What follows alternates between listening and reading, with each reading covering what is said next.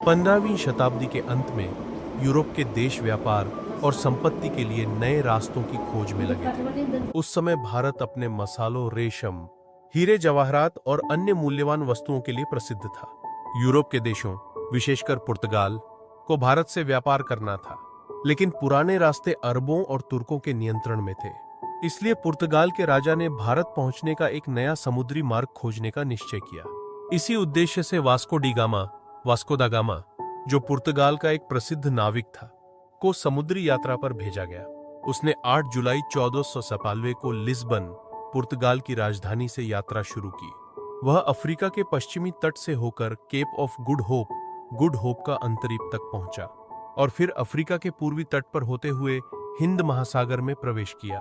अंततः 20 मई 1498 को Vasco D gamma Bharat के केरल राज्य के कालीकट, अब कोझिकोड नामक बंदरगाह पर पहुंचा।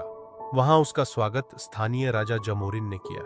हालांकि प्रारंभ में व्यापार को लेकर कुछ कठिनाइयां आईं, परंतु वास्को डी गामा ने भारत और पुर्तगाल के बीच सीधे समुद्री व्यापार की नींव रख दी।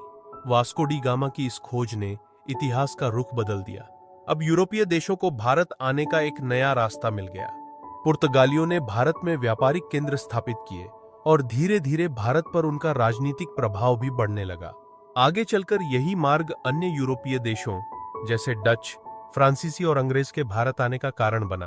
वास्को डी गामा ने न केवल भारत के लिए नया व्यापारिक द्वार खोला, बल्कि उसने समुद्री अन्वेषण के इतिहास में एक महत्वपूर्ण अध्याय भी जोड़ा।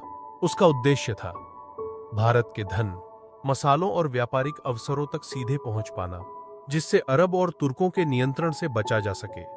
इस प्रकार वास्को डी गामा की यात्रा ने न केवल यूरोप की अर्थव्यवस्था को बदल दिया, बल्कि भारत के इतिहास पर भी गहरा प्रभाव डाला।